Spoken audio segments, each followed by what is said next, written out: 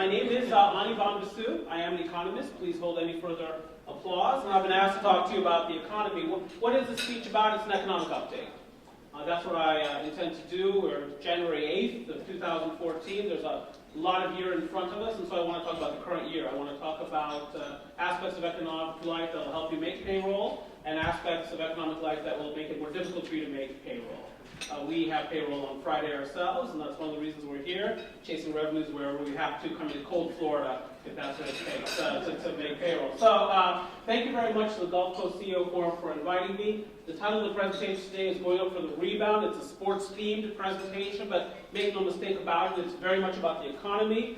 I'll start very broadly in this discussion, first with a primer on the global economy. I'll then quickly taper down into national level economic data. I'll then provide you with data specific to Florida and Sarasota. And then I'll conclude with the forecast for the balance of this year and into next year. And so thank you very much for having me. I should leave some time, I will leave some time at the end for questions and answers. I know that I intended to leave at 9 o'clock, and I'll try to get us to that objective. And so let me begin with my first pitch.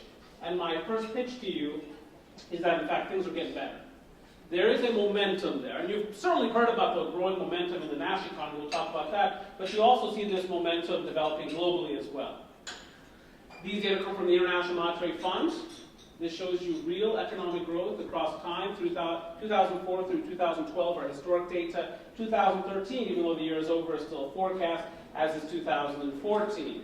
In a typical year, the global economy expands 3.6% in real terms, meaning inflation-adjusted terms. You can see last year's performance, 2.9%, at least that's the estimate. The forecast for the current year, 3.6%. The world economy is getting stronger. You can see this in many different indices, Japanese and Chinese, German manufacturing indices, U.S. manufacturing indices, so on and so forth. Industrial production is rising in much of the world, as is economic output in total. Now, of course, just because the world is estimated to have expanded 2.9% in 2013 doesn't mean that everyone expanded 2.9%. Some countries faster, some countries slower. Here I'm showing you a list of the 20 fastest and 20 slowest growing economies in the world. The left-hand column, the 20 fastest growing economies in the world. Again, just estimates from the International Monetary Fund. Now, it's cold even here. And so many of you are probably searching for another place to be. I thought I would get warmer by coming to Florida. It turned out not to be the case. And so I'm thinking about where I want to be. And I might want to go, for instance, and you might want to go and visit the fastest growing economy in the world, at least according to the estimate from the IMF last year, the South Sudan. A lot of fun for the kids. And now some of you will say, Ani Bon, been there, done that. Well, there's a lot of good choices here.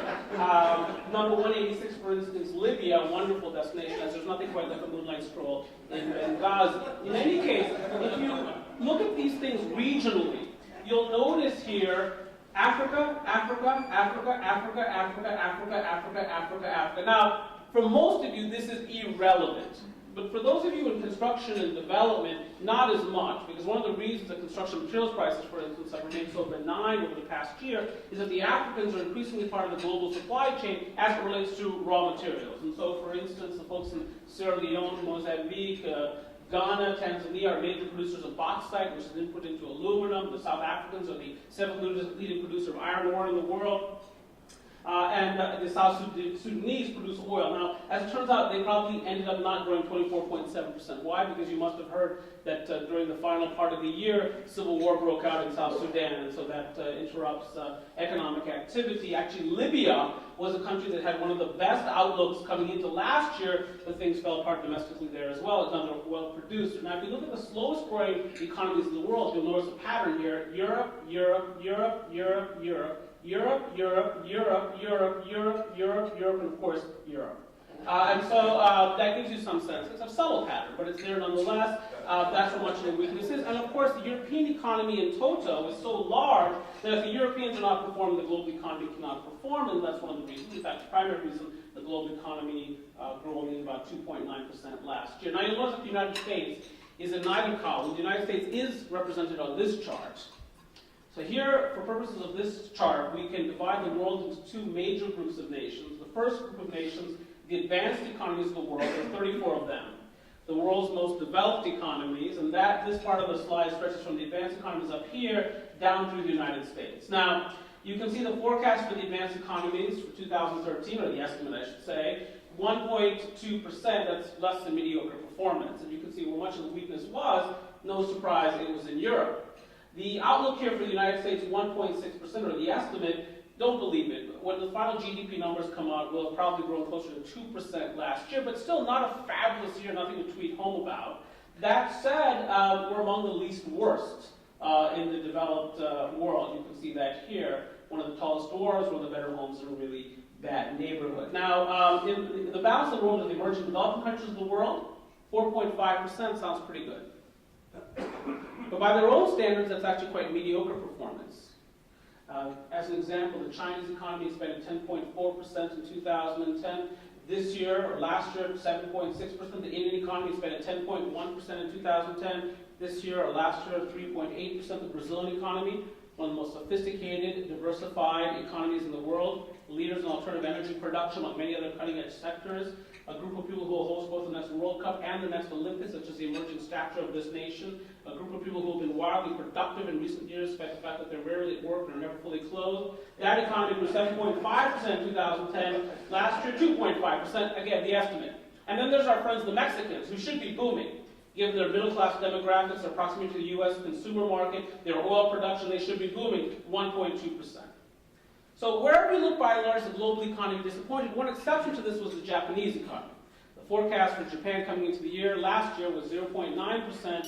That economy grew around 2%, thanks largely to activities by the Bank of Japan, activities very similar to our own Federal Reserve's activities, something we'll talk about in a moment. Now, one of the things in which we Americans take great pride is the fact that we're not worst. And as it turns out, one of the keys to happiness is always having somebody upon whom you can look down. And for us, of course, that would be the Europeans. And we like to attribute our superior performance vis-a-vis the Europeans to a number of different factors. Our more flexible labor markets, a greater propensity towards entrepreneurship and innovation, a superior higher education institutions, including many in this state, the fact that we're better looking because the Europeans are largely inbred. And while all of these things are true, the fact of the matter is that we Americans are dealing with our debt and deficit issues the way that certain European societies have been forced to. Forced to by whom, parenthetically? Forced to by the bond markets, who've said episodically to the Greeks, the Irish, the Italians, the Portuguese, the Spanish, the Cypriots, and others, if you do not shrink your annual budgetary gaps at your central government level, we will not be able to lend to your economies or your countries anymore. And if we do lend to your countries, it'll be on interest rate terms that are so onerous, you will not be able to afford to borrow. Well, no one has said that to the Americans. Our accumulated national debt, as you know, is now $17 trillion. As this chart suggests, now over 100% of gross domestic product, though these are only 2012 data. Things got worse, at least from an aggregate perspective in 2013, aggregate national debt perspective. And yet, you wouldn't know it from, for instance, interest rates. We benefit still from some of the lowest interest rates in the world. If you look this morning at the 5-year Treasury, what's it yielding? 1.69%. What's the 10-year Treasury yielding this morning? 2.96%. Among the lowest rates in the world. You'll find lower rates in Germany and Switzerland, it's true, but not many other places in the world. In other words, the sovereign debt markets, the bond markets, have not said anything to the American government about, you've got a problem. Well, we have a problem. But you wouldn't know it from the behavior of financial markets, whether bond markets or equity markets. Here I show you the performance of the 12 largest stock exchanges in our world for last year. Now the rank is by size of exchange, and that's to your left. The number one rank actually belongs to New York Stock Exchange, had a good day yesterday, closing at 16,530.94, and had a good year last year, up 26.5%. But that even was blown away by the NASDAQ, up 38.3%, the S&P up around 30%. The S&P is not an exchange, it's not an index, so it's not up here. There's only one exchange that outperformed the major American exchanges. That was the Tokyo Stock Exchange, the Nikkei 225, the index there. That was up massively, and again, why? Because the Bank of Japan was doing things very similar to our own Federal Reserve Bank. Now, your financial advisor, if you have one, and thank you for sponsoring, by the way, today, has probably told you what a great job they are doing on your behalf. Boy, do I know how to pick them. They're saying, I'm a great stock picker. What was up last year? Everything. You couldn't miss. Consumer discretionary. Now, I've broken the S&P 500 into major categories, 10 major categories. So notice that last year was very much about the risk-on trade. The risk-on trade, the high beta stocks really seem to perform, particularly the S&P. So consumer discretionary, so discretionary relates to things that consumers are buying, not because they need them, but because they want them. The things they need are actually the staples, the consumer staples. the discretionary outperform staples. You'll also see some of the high beta stocks in the industrial category, the financial category, actually doing quite nicely. In fact, some of the low beta or lower risk equities, like in telecommunications, utilities, those kinds of things, they did do quite as well last year. There's a number of reasons for that, including the relationship between the equity markets and the bond markets. But the point is, it was a risk-on year. The more risk you took on, the better you probably did. The better you probably did. Not a better expertise about that here than me, but that seems to be the general pattern. Now, if you didn't know anything else about the world other than the performance of these financial markets, you'd say, my goodness, America must be booming. Are you kidding me? Consumer discretionary stocks up 41.4% on average. America must be booming. And yet, how fast did we grow as an economy last year? 2%. How can you have an economy that's growing 2% and a stock market that returns about 30%? From where does this wedge in performance come from between the financial markets and the broader economy? And one could argue that that wedge or that gap has been created or engineered by our own Federal Reserve Bank.